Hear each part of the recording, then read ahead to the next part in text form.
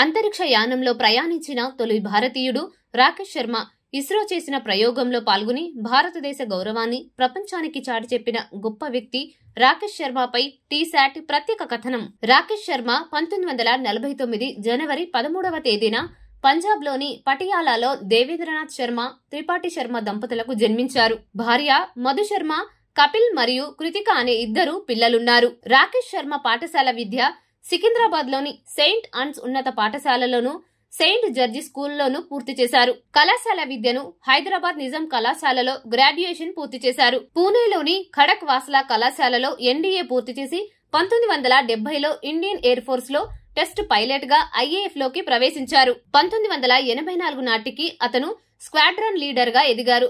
1971 బంగ్లాదేశ్ యుద్ధ సమయంలోనూ 21 పోరాట మిషన్, దీంతో పాటు MiG-21 ని నడిపారు. 1982 సెప్టెంబర్ 20న ఇతను Indian air force joint programme మరియు Soviet Intercosmos space programme లో కాస్మోనాట్ గా ఎంపికయ్యాడు. అనంతరం మాస్కోలోని Yuri Gagarin cosmonaut training centre లో 2 ఏళ్ల పాటు శిక్షణ పొందారు. వ్యోమగామిగా అంతరిక్షంలోకి వెళ్లిన తొలి భారతీయుడు రాకేష్ శర్మ కావడం విశేషం.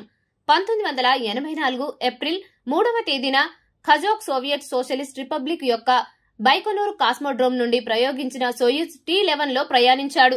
ఈ వ్యామనౌకలో 3 సభ్యుల సోవియట్ యూనియన్, ఇండియాకు చెందిన అంతర్జాతీయ సిబ్బందిని సాల్యూట్ 7 ఆర్బిటాల్ స్టేషన్ లో డాక్ చేసి బదిలీ చేసింది.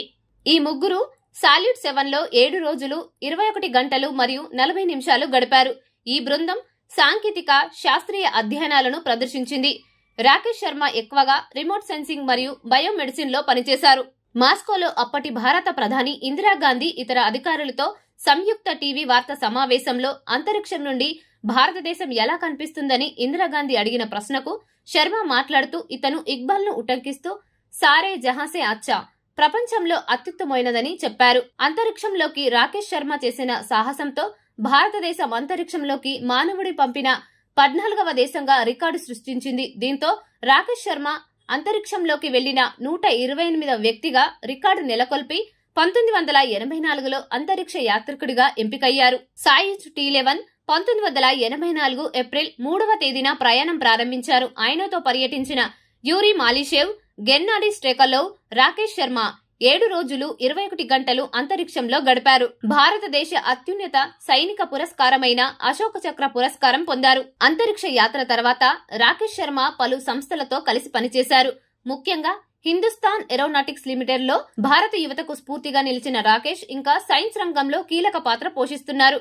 రాకేష్ శర్మ భారత అంతరిక్ష చరిత్రలో అజరామరమైన పేరు. వ్యోమగామి వింగ్ కమాండర్ రాకేష్ శర్మ భారతదేశం గర్వపడేలా చేసింది. మరియు అతను 7 రోజులు 21 గంటలు మరియు 40 నిమిషాలు అంతరిక్షంలో సాల్యూట్ 7 స్పేస్ స్టేషన్ లో గడిపినప్పుడు అతని పేరు చరిత్రలో నిలిచిపోయింది. అంతరిక్షంలోకి వెళ్లిన తొలి భారతీయుడు. అంతరిక్ష కేంద్రంలో రాకేష్ శర్మ వివిధ వ్యాయామాలు మరియు ప్రయోగాలు చేశారు. బరువులేని స్థితిలో మానవ శరీరంపై యోగా ప్రభావం మరియు అంతరిక్షం నుండి భారతదేశం యొక్క ఛాయాచిత్రాలను తీయడం వంటివి.